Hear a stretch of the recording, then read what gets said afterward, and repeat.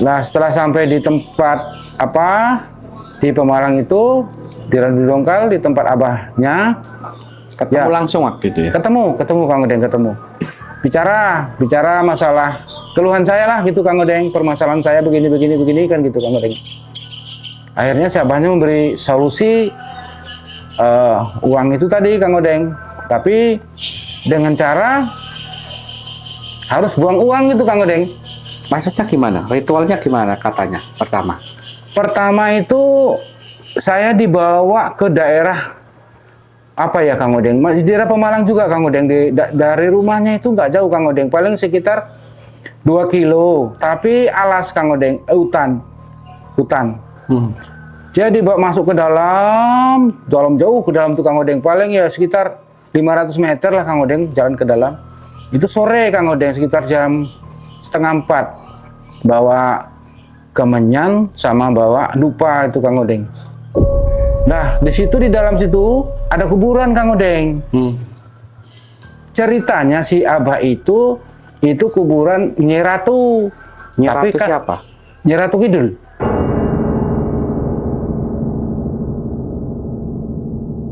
Terus lu lihat? Iya. Emang full. Dipegang.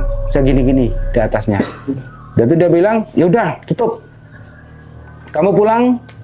Syaratnya di perjalanan dari sini tidak boleh mampir ke rumah siapapun, harus tuju ke rumah langsung.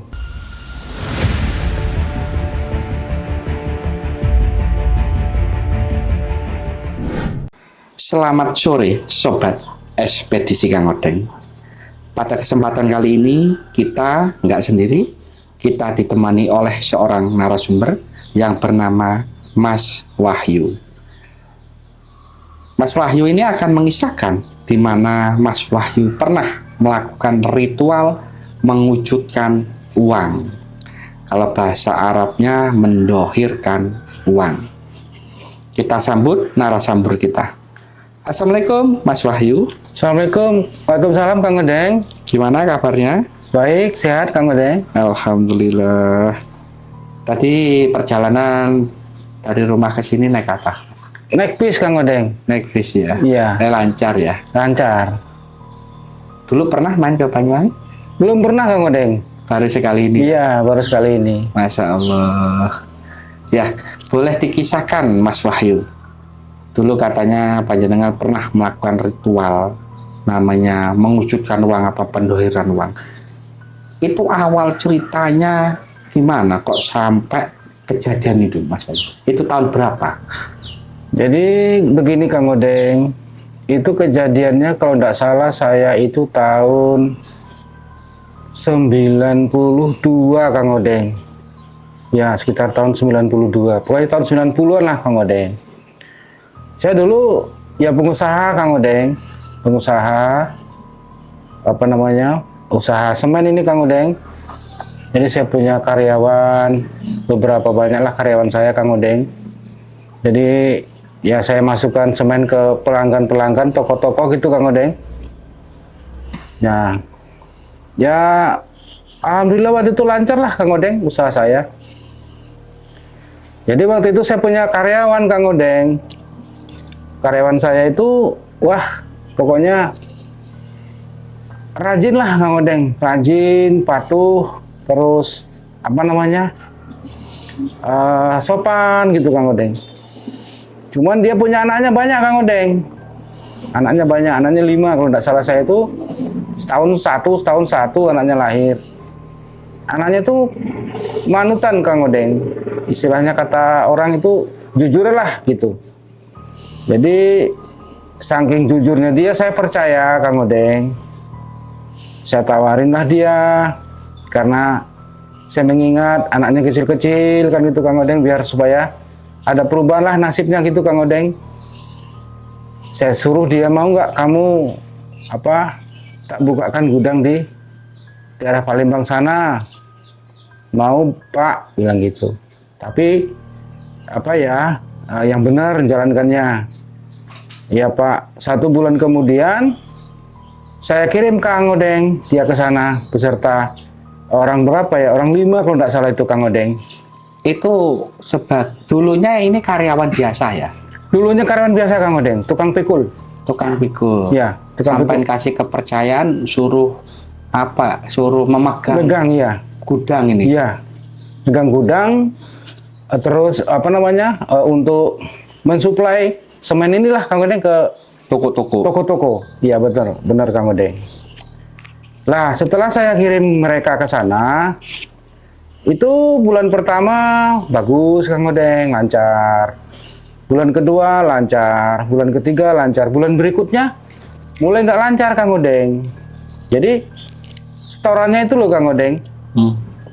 Nah, terus ditanya sama karyawan kantor, ini kok setoran dari apa? Dari Linggau kok tidak masuk-masuk? Ya saya bilang coba lihatlah seminggu lagi atau bagaimana. Setelah itu masih juga nggak masuk Kang Odeng sampai 1 bulan. 1 bulan, 2 bulan kan gitu Kang Odeng. Saya telepon, ini setoran kamu kok nggak ada yang masuk ini. Iya bang, itu apa namanya, orang toko belum bayar. Nah terus saya tanya, nota yang kamu pegang nota apa? Nota putih. Kalau nota putih kan masih belum bayar Kang Odeng. Kalau nota merah yang kita pegang, berarti kan toko sudah bayar. Lah, saya kasih spare waktu Kang Odeng 15 hari. Setelah itu saya tanya lagi, belum bayar juga kata dia. Nah, sementara kan orang-orang toko situ kan kenal sama saya Kang Odeng. Akhirnya saya berangkat ke sana Kang Odeng. Saya berangkat ke sana, saya minta notanya sama dia, mana nota putih biar saya yang tagih. Dia tidak bisa kasih perlihatkan Kang Odeng. Hanya diam, menunduk dan tidak bicara sama sekali. Ditanya tidak menjawab, ditanya tidak menjawab. Nah akhirnya saya tanya notanya mana, juga nggak bisa ngomong. Akhirnya saya ke toko Kang Odeng. Saya ke toko yang biasa dimasukin semen itu, saya tanyain, ini yang diambil kemarin sudah dibayar? Sudah Pak, saya lunasin semua. Tidak ada sangkut paut lagi kan gitu. Semua saya tanyain toko seperti itu jawabannya Kang Odeng. Saya balik lagi ke gudang, kan saya kontrakkan rumah itu Kang Odeng buat mereka itu tinggal Kang Odeng. Nah di rumah itu saya tanya habis sama dia, kau kemanakan uang ini? Kok segini banyaknya uang ini kau kemanakan? Saya bilang gitu Kang Odeng. Diam aja Kang Odeng, tidak berani jawab waktu itu. Diam aja, tak menjawab sepatah kata pun tak menjawab. Sampai supir saya itu apa ya, keren gitu loh Kang Odeng. Mau dipukul sama supir saya waktu itu Kang Odeng, saking jengkelnya. Saya bilang nggak usah dipukul. Nah terus saya paksa tanya, akhirnya dia mengaku Kang Odeng, habis Pak, habis kemana?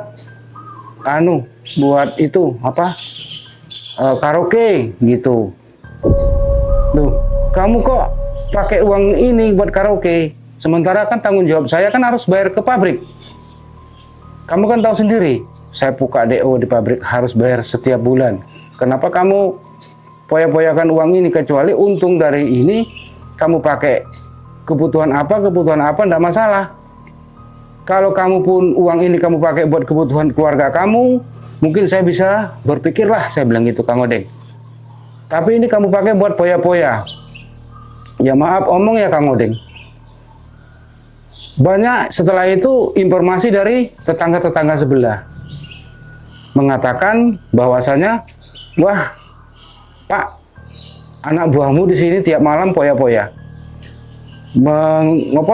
ngumpulin orang-orang preman lah, ngumpulin aparat lah, diajak karaokean, minum-minum segala macam sampai habis 30 juta, 40 juta satu malam, bilangnya gitu.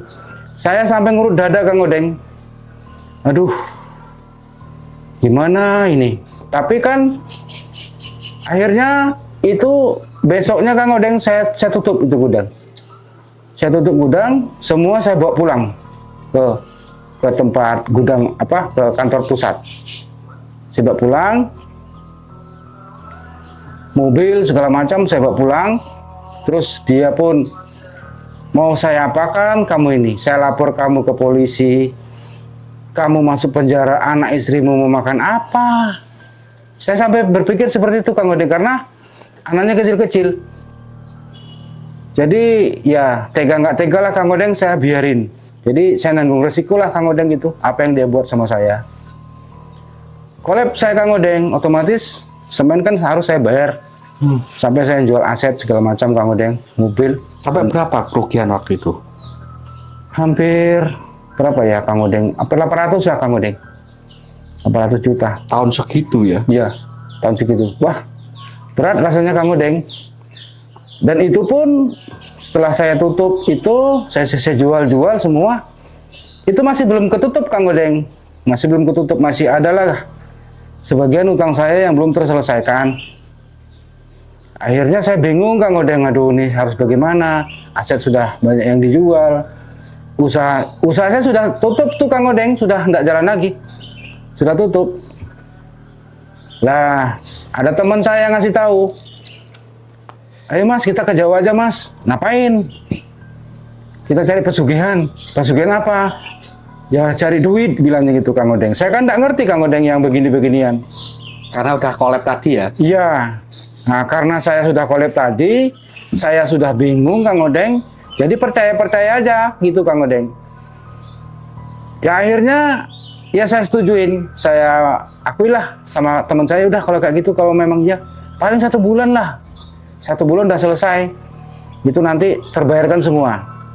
Berangkatlah kami Kang Odeng. Berangkat. Begitu sampai di mana ya? Merak, Bakauni Kang Odeng. Di mana? Di rest area. Waktu itu saya bawa mobil sendiri. Sampai di rest area itu saya ditelepon sama istri. Bahwasanya kakak saya yang nomor 1 meninggal Kang Odeng. Kakak saya yang nomor 1 meninggal. Saya kan di perjalanan Kang Odeng. Aduh, ini gimana ini?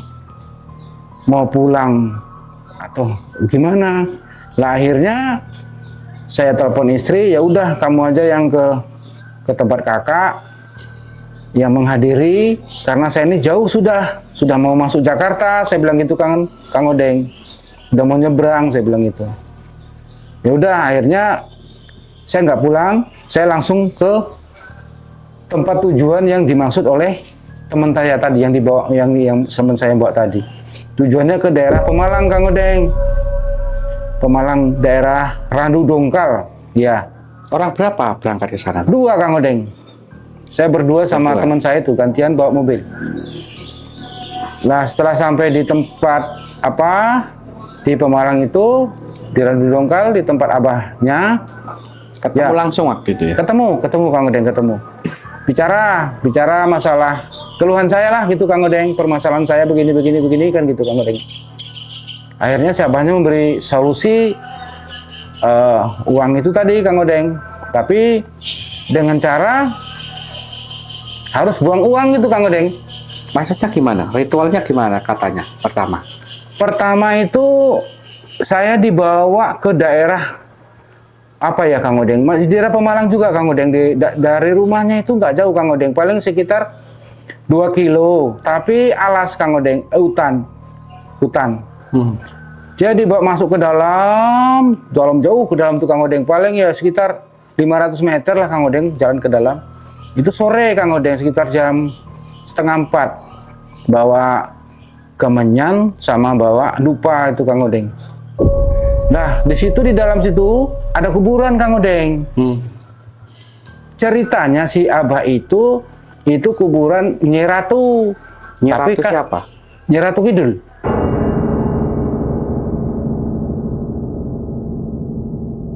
Wah, ada kuburannya. Omongnya seperti itu Kang Odeng. Tapi kan kuburannya Nyi Ratu Roro Kidul. Iya, katanya kuburannya Nyi Ratu Roro Kidul. Tapi saya nggak ngerti Kang Odeng. Saya kan nggak tahu ya Kang Odeng. Masalahnya Jawa saya belum paham lah Kang Odeng waktu itu. Ya saya iya aja kan gitu Kang Odeng. Sampai di sana bakar kemenyan dan segala macam Kang Odeng. Setelah itu pulang ke tempat abahnya lagi.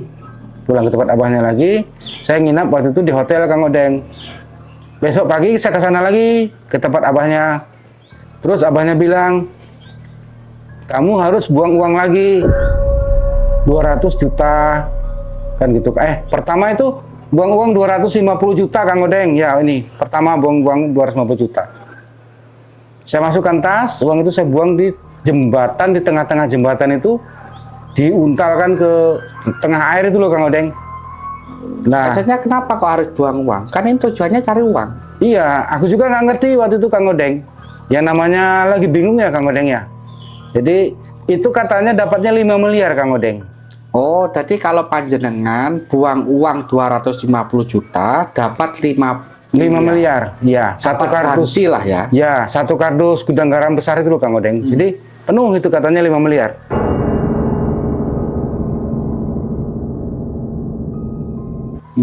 Ya saya gimana ya, orang lagi bingung ya Kang Odeng. Dengan harapan bisa terbantu gitu loh Kang Odeng. Akhirnya saya turuti, saya buang uang itu. Saya buang, terus di dalam mobil sudah disiapkan kardus itu Kang Odeng. Pertama kosong kardusnya. Kosong. Kosong. Sama lihat emang kosong. Kosong. Tidak ada apa-apanya, kosong.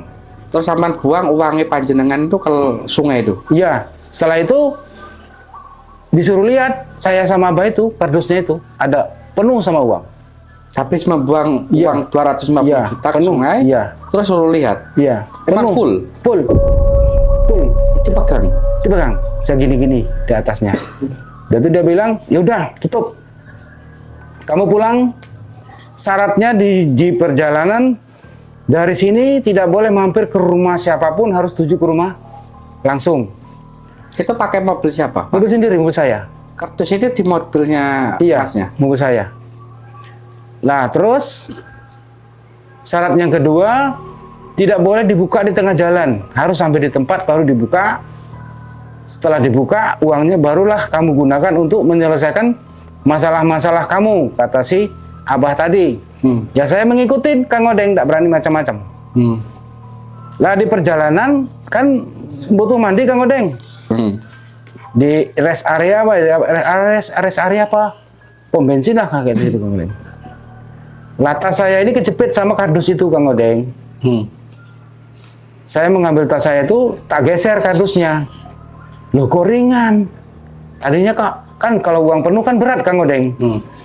Ini kok ringan. Nah, akhirnya saya ngomong sama teman, di kok ringan kardusnya. Ya udah, nggak usah dibuka.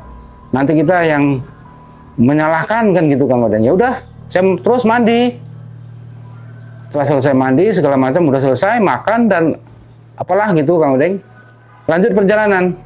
Pulang. Sampai di rumah langsung masukkan ke dalam kamar. Kardus ini dibuka, ternyata isinya kembang itu Kang Odeng. Kembang mawar.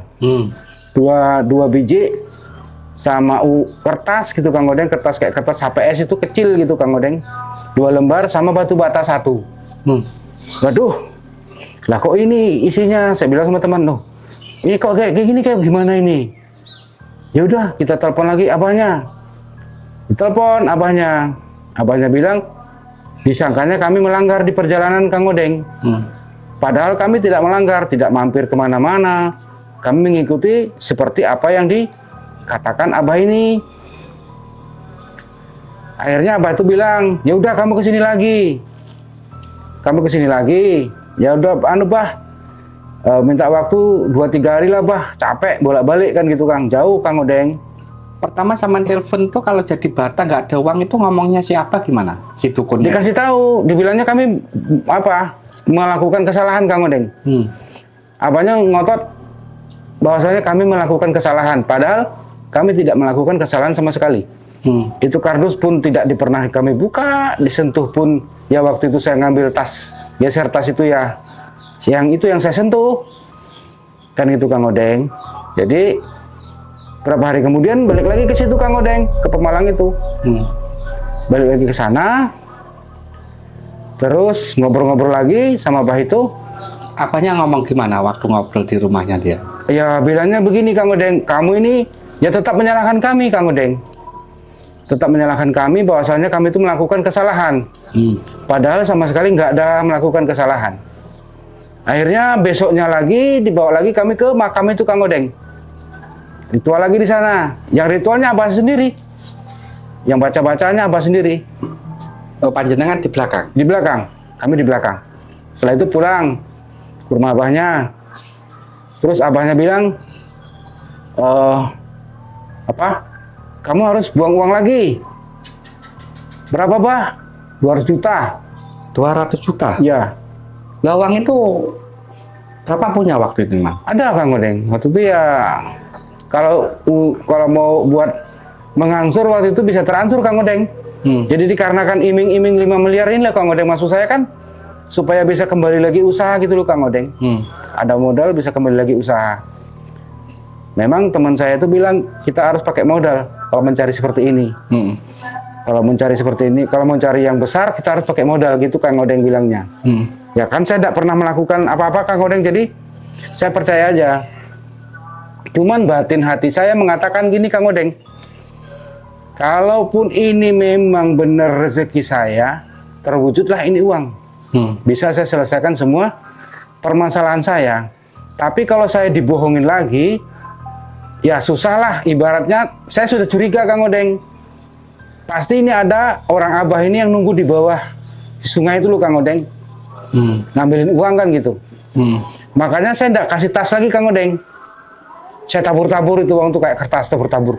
Oh, itu berarti panjenengan di atas jembatan? Di atas jembatan, harus di tengah-tengah jembatan. Tengah-tengah sungai. Iya. Jembatan itu. Jam 12 malam buangnya. Terus saya tabur Kang Odeng, tabur-tabur uang itu 200 juta tabur-tabur. Kan kayak apa ya Kang Odeng, kayak kertas bertaburan gitulah Kang Odeng. Prinsip hati saya, kumpulinlah sama kamu sampai Kemeng kan gitu Kang Odeng. Paling tidak warga setempat juga dapat kebagian rezeki. Ya sudah. Terus pulang Kang Odeng. Terus sama di kertas itu juga melihat uang lagi? Iya, lihat sama. Emang penuh lagi? Penuh lagi. Kejadiannya persis seperti sama yang pertama. Pulang, sampai di rumah ya seperti itu lagi Kang Odeng. Seperti itu lagi, kejadian seperti itu lagi. Sama. Isinya sama. Batal lagi. Batal lagi satu biji. Nah, terus saya ya agak marah Kang Odeng. Sama teman saya itu agak marah. Marahnya saya begini. Kata kamu itu Abah benar. Ternyata Abah tuh bohong-bohong. Kan gitu Kang Odeng.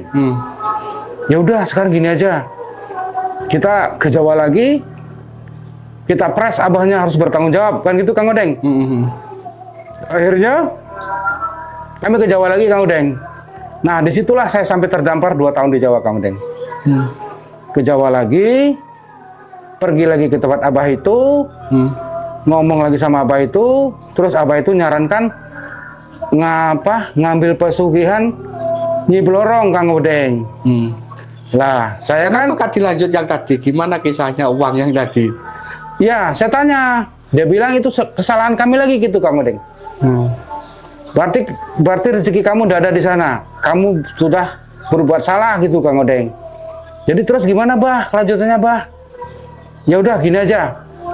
Saya kasih jalan solusi, tapi tidak melibatkan keluarga. Maksudnya tumbal gitu loh Kang Odeng.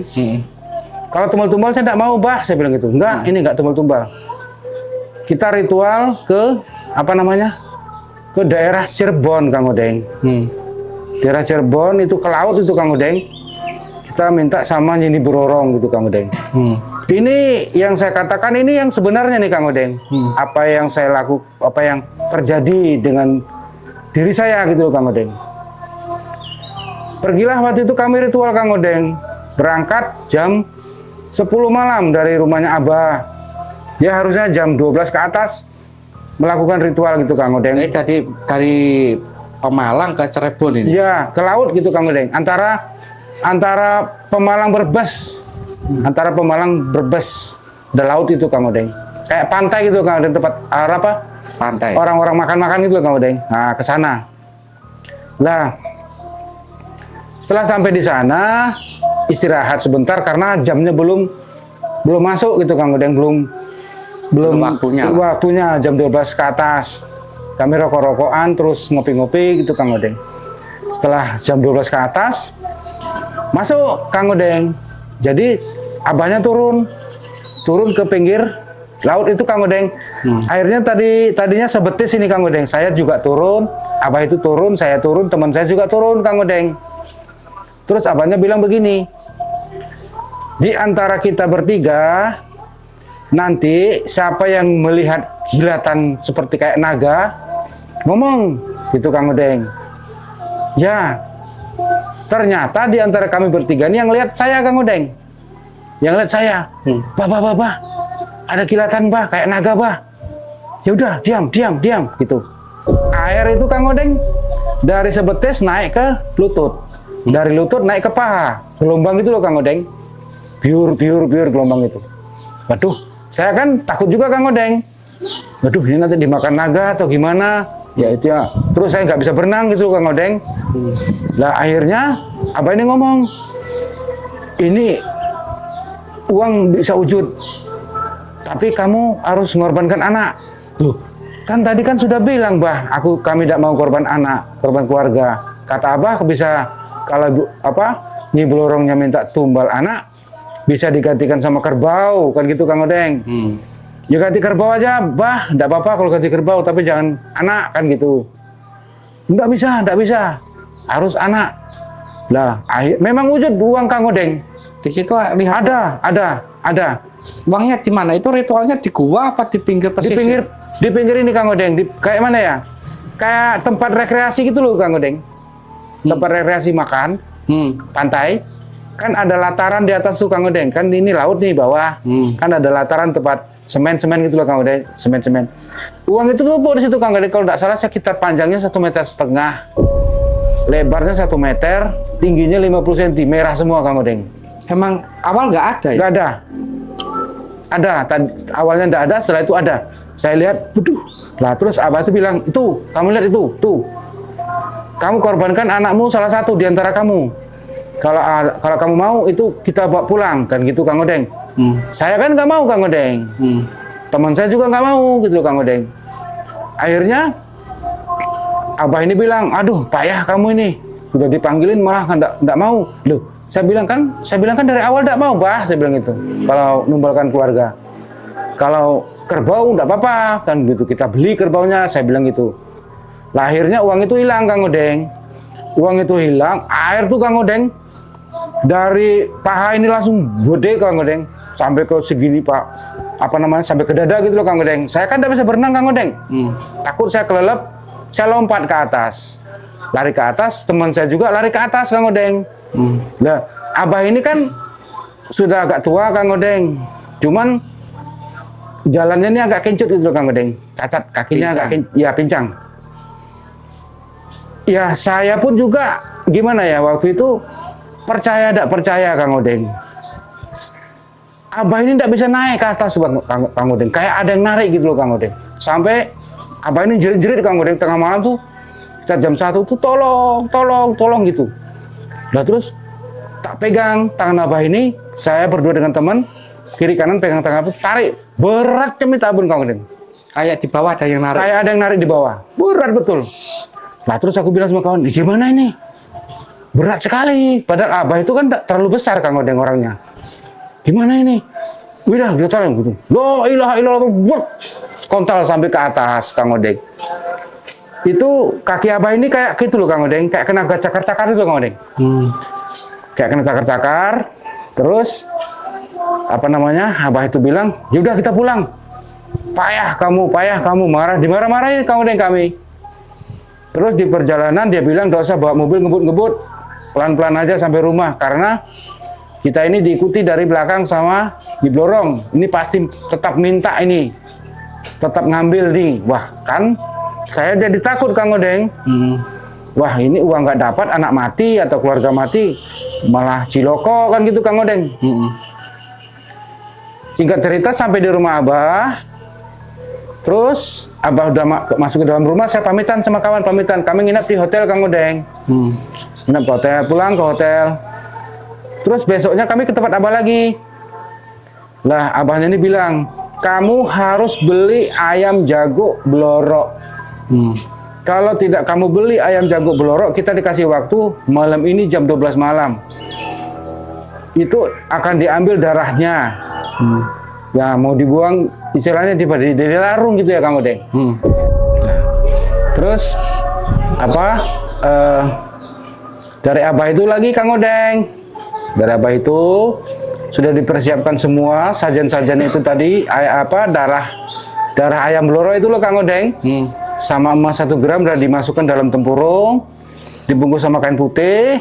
Berangkat lagi kami ke tempat pertama Kang Odeng. yang tempat ritual ketemu naga putih itu loh Kang Odeng.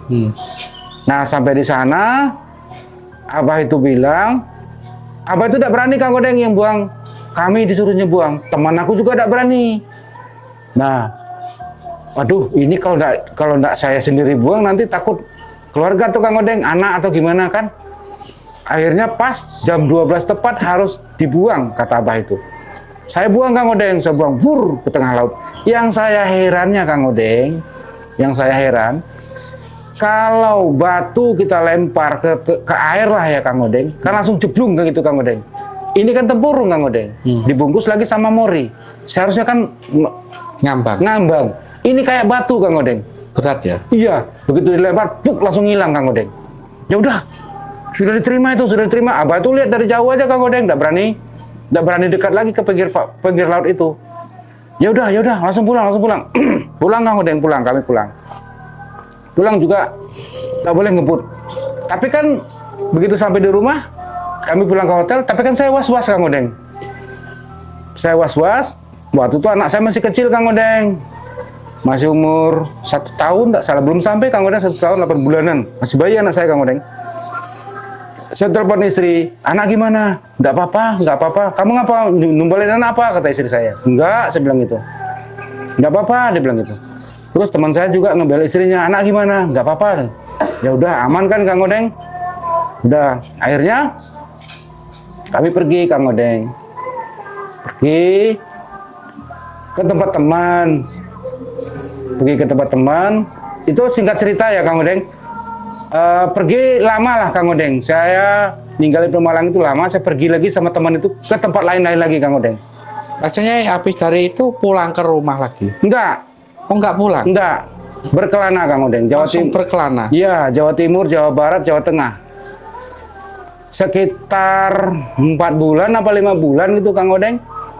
Ya ada rasa jengkel, ada rasa gimana ya Kang Odeng. 450 juta Kang Odeng. Sama si yang Abah ya, dukunnya ini? Iya. Akhirnya saya ajak kawan Kang Odeng di Jawa. Ajak kawan di Jawa dari Pemalang, ayo kita ke sana yuk. Kita buktikan seolah-olah kamu nanti yang mau ritual. Kalau dia bohong kita lapor polisi. Niat kami sudah mau gitu Kang Odeng. Mau jebloskan ke polisi gitu Kang Odeng. Lah, begitu sampai di sana, ditanya sama tetangga, sama teman saya itu. Oh, sudah meninggal abahnya gitu. Udah lama. Baru sekitar 2 minggu ngomongnya gitu. Akhirnya kami tidak jadi ke rumahnya itu Kang Odeng. Kami putar balik lagi ke waktu itu. Saya di Jepara itu Kang Odeng. Karena beliau sudah meninggal. Iya. Itu jarak ritual sama Bapak Kesur lagi ada 4 bulan? Sekitar 5 bulan. 5 bulan. Ya, 5 bulan. Jadi jarak 5 bulan itu dari sana, selama 5 bulan itu saya keliling-keliling Kang Odeng. Mana. Kata kawan, di sini pergi, sini pergi, tapi nggak ada yang betul Kang Odeng. Selama pertualangan ini, Bapak ini melakukan ritual berapa kali? Wah, 10 kali? Lebih Kang Odeng. 15 kali kayaknya ada. Dicoba semua lah ya? Iya, masuk gua lah, macam-macam Kang Odeng. Masya Allah. Jadi, ya, di dekat-dekat lah gitu Kang Odeng. Pernah juga di daerah Boyolali Kang Odeng. Itu nyata juga Kang Odeng, di daerah Boyolali Kang Odeng. Itu abahnya Abah Gondrong, masih muda orangnya Kang Odeng. Jadi dibawa kami ke suatu tempat, apa namanya, pohon randu ini Kang Odeng.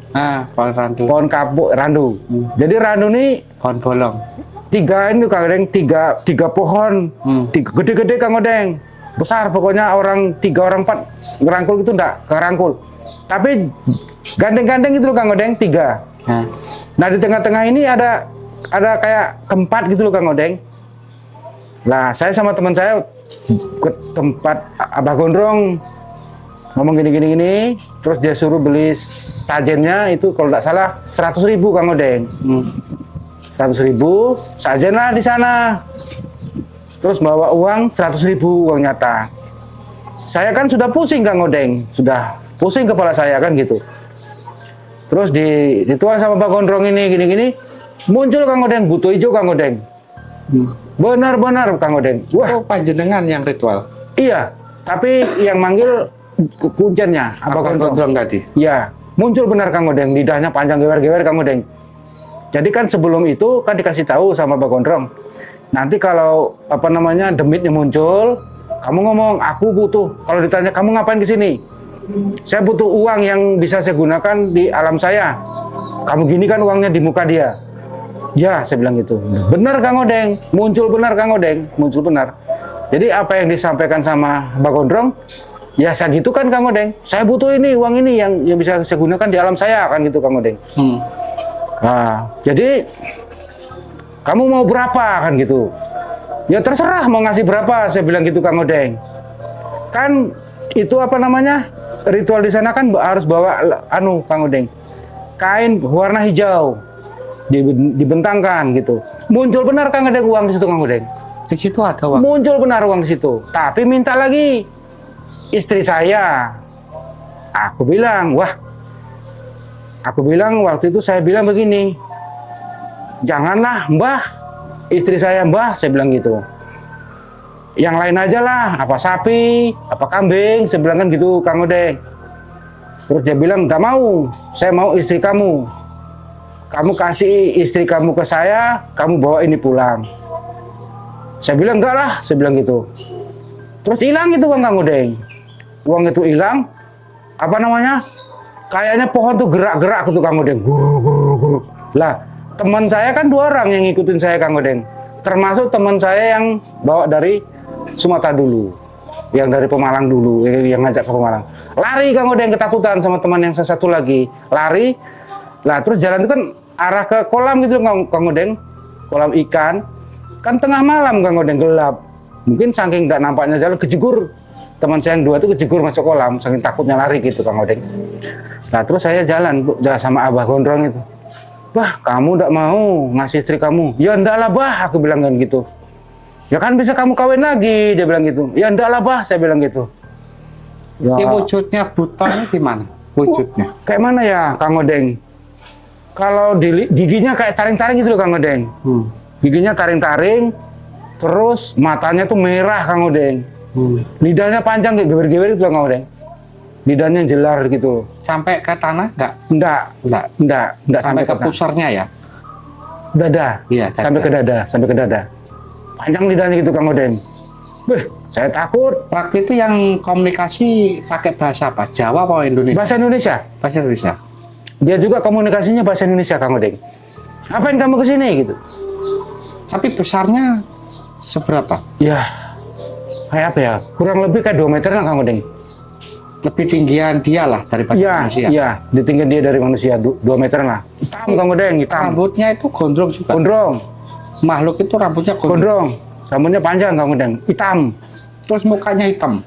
Hitam, mukanya hitam. Saya kalau sekarang ini kayak kalau diingat-ingat dulu ya Kang Odeng masih terbayang lah saya wajahnya, rupanya. Tapi kalau telinganya dilihat, telinganya tuh lincip apa kayak? Telinganya lincip. Lincip ya. Lincip. Telinganya enggak kayak telinga kita ini. Lincip, telinganya lincip. Tapi pakai bahasa Indonesia waktu itu ya? Bahasa Indonesia. Bahasanya bahasa Indonesia, ngomongnya bahasa Indonesia. Tapi uang itu kalau sampai lihat itu berapa Mas? Kira-kira besar diameternya lah. Itu lumayan besar juga Kang Odeng. Kayaknya sekitar 1 meter kali 1 meter kayaknya Kang Odeng. Tingginya tidak terlalu tinggi Kang Odeng, paling ya 30 cm lah. Ada 1 miliar lah ya. Kurang lebih rasaku gitu Kang Odeng, kurang lebih 1 miliar. 1 miliaran kurang lebih lah 1 miliar gitu. Kalau waktu itu mau ngasihkan istri, waktu itu juga bisa dibawa pulang itu Bang. Katanya gitu Kang Odeng. Katanya si makhluknya ya. Iya. Bukan si kuncinya lah. Bukan. Kuncinya diam aja Kang Odeng. Kuncinya tidak ngomong apa-apa. Kuncinya diam aja. Itu waktu ritual itu bersamaan apa panjenengan ditinggal sendiri? Bersamaan. Ditemenin berarti? Iya, tapi saya di depan. Saya di depan, kuncinya di belakang saya, agak belakang dikit gitu Kang Odeng, tapi samping. Terus teman saya yang 2 di belakang. Teman saya 2 di belakang. Kan dipesan sama si Abah Gondrong, begitu makhluknya keluar nanti kamu ngomong seperti ini. Saya butuh uang yang seperti ini yang bisa saya gunakan di alam saya, di dunia saya, kan gitu Kang Odeng. Ya begitu muncul saya ngomong seperti itu. Saya ngomong seperti itu. Tapi ya mintanya istri saya Kang Odeng. Mintanya saya kan tidak mau saya Kang Odeng. Karena butuh nikah dia. Iya. Saya enggak mau. Akhirnya gagal Kang Odeng, enggak jadi pulang. Pulang, ya. Pertualangan panjenengan itu berpuluh-puluh kali ya. Iya Kang Odeng. Sampai kemana-mana. Masya Allah. Ya terima kasih Mas Wahyu sudah mau mengisahkan di channel kita. Saya sendiri sebagai Kang Odeng, saya ucapkan banyak terima kasih sudah mau datang juga ke Banyuwangi. Kita tutup dulu Mas ya. Ya. Assalamualaikum warahmatullahi wabarakatuh. Waalaikumsalam.